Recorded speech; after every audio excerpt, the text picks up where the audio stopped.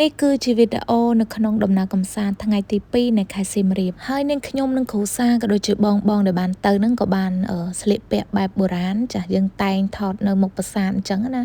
ហើយការជួស្លៀកពាក់វិញគឺតម្លៃសមរម្យតាមស្លៀកពាក់ដែលបងប្អូនចង់ជ្រើសរើសតាមពិតទៅនាងខ្ញុំសមស្លៀកឲ្យហើយព្រោះថាឆ្នាំក្រោយគឺនាងខ្ញុំមានការថត pre-wedding ជាមួយនឹងគ្រូសាអញ្ចឹងយើងសមឲ្យហើយកុំឲ្យថាដល់ថ្ងៃទៅភ័យអញ្ចឹងណាហើយនេះក៏ជាសកម្មភាពក្នុងការស្លៀកសម្លៀកបំពាក់ក៏ដូចជាចងក្បិនចាហើយនាងខ្ញុំម្នាក់គឺ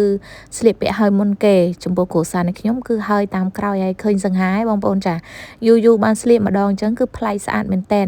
ចំពោះឈុតដែលនាងខ្ញុំស្លៀកជាមួយនឹងគ្រួសារចាក្នុងមួយឈុតហ្នឹងគឺ2នាក់តម្លៃ85,000ចា85,000ហើយនាងខ្ញុំឲ្យគេបាញ់ surprise សក់បន្តិចហើយនឹងធ្គាបស្អីគេបងប្អូនដាក់នៅស្នៀតគៀនតិចហ្នឹងចាថែម 5,000 ទេនាងខ្ញុំអស់ 90,000 ចំពោះបងដែលគាត់ស្លៀកហ្នឹងគឺអស់តែ 80,000 អីទេតែឈុតនាងខ្ញុំ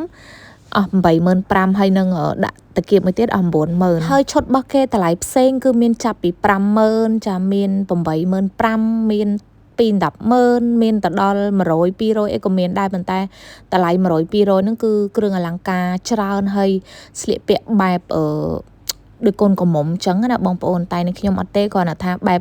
សាបសិនយើងស្លៀកអាតម្លៃសមរម្យមកល្មមចឹងទៅបើនិយាយពីបងនេះខ្ញុំនេះវិញគឺគាត់ស្លៀកអញ្ចឹងសមដូចជាលោកដង្ខៅថែមមុខអញ្ចឹងហើយចាតែងខ្លួនស្លៀកអញ្ចឹងទៅគឺដូចលោកដង្ខៅមែនតែនចាឃើញគាត់ស្លៀកពាក់សមពេកហើយគាត់ឲ្យមកថតជាមួយនឹងម៉ារកាំងមកប៉ុសពីប៉ុសសិនព្រោះថា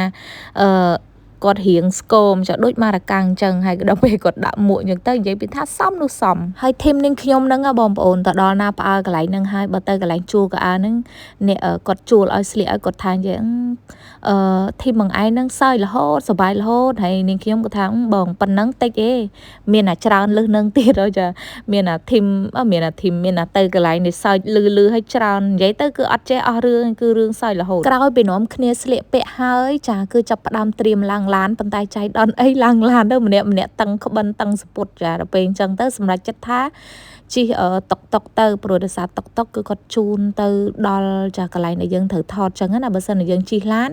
ពិបាករកកន្លែងចតឡានហើយយើងអត់សូវស្គាល់ទៀតអញ្ចឹងសម្រាប់ចិត្តថាជិះតុកទៅមកតុកហ្នឹងអស់គ្នាមកល្មមតែម្ដងបើពុកម៉ែបងប្អូនបានទៅលេងខេត្តសៀមរាបកុំភ្លេចនេះគឺយើងស្លៀកពាក់បែបបុរាណចាគឺឈុតសម័យបុរាណដែលជារបស់ខ្មែរយើងហ្នឹង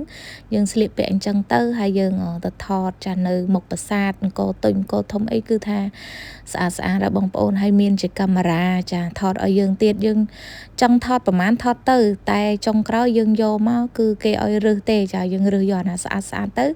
ក្នុងមួយស្លឹកដែលយើងអត់ edit អត់កែហ្នឹងគឺមួយស្លឹក 2,000 ហើយបើសិនជាយើងយករូបនឹងទៅកែមួយស្លឹក 5,000 ប៉ុន្តែយើងថតច្រើនគឺគេចុះឲ្យនៅតែមួយស្លឹក1រៀលទេអារូបកែ edit ដាក់ color ដាក់អីណាបងប្អូនក្រោយពីនាំគ្នាថតនៅខាងមុខខ្លងទ្វារហើយគឺចាប់ផ្ដើមធ្វើដំណើរមកថតនៅខាងក្នុងម្ដងហើយនេះខ្ញុំក៏សូមអធិស្ឋានទុកមុនទៅដល់បងប្អូនចាគឺនេះខ្ញុំរៀបរាប់នេះគឺនេះខ្ញុំអត់ស្គាល់ឈ្មោះប្រាសាទច្បាស់ទេចាអញ្ចឹងបើសិនជាមានការខុសឆ្គងអីសូមអធិស្ឋានទុកមុនផងដែរថ្ងៃដែលនាងខ្ញុំទៅហ្នឹងគឺថ្ងៃទី29 30ហើយថ្ងៃ30ហ្នឹងគឺដូចជាខាងអីគេបងប្អូនខាងខ្មែរយើងខាងក្បាច់គុណបុកតោក៏ដូចជាខាងអីគេលោកសៅលីងដែលគាត់ក្រុមជើញមកពីប្រទេសចិនណាគាត់ទៅបង្ហាញក្បាច់គុណនៅមុខប្រាសាទហ្នឹងហើយទៅថ្ងៃហ្នឹងគឺនាងខ្ញុំប៉ងទៅមើលដែរប៉ុន្តែដោយសារតែខាងបងគាត់អត់ឲ្យចូលទេគឺមនុស្សច្រើនទៅពេលអញ្ចឹងទៅចាយើងបានតែលឺសលេងទេប៉ុន្តែនាងខ្ញុំទៅថតចិត្តហ្នឹងគឺលឺសលេងចាគឺលឺសលេងកំពុងតែបង្ហាញនៅក្បាច់គុណបុកតោអញ្ចឹងណាបងប្អូនការថតរូបហ្នឹងគឺចាប់មកកន្លែងចូលមកកន្លែងអញ្ចឹងក៏បានពូខាងកាមេរ៉ាហ្នឹងគាត់ប្រាប់ឲ្យទៅថតប្លង់នេះបានស្អាតចឹងណាអញ្ចឹងក៏ពូតុកហ្នឹងគាត់ជូនយកមកដាក់នៅខាងមុខនេះតែម្ដងហើយនាងខ្ញុំគ្រូសាក៏ដូចជាបងគឺយើងធ្វើដំណើរដោយថ្មើរជើងដើរចូលទៅអញ្ចឹងណាបងប្អូនចាហើយបើនិយាយពី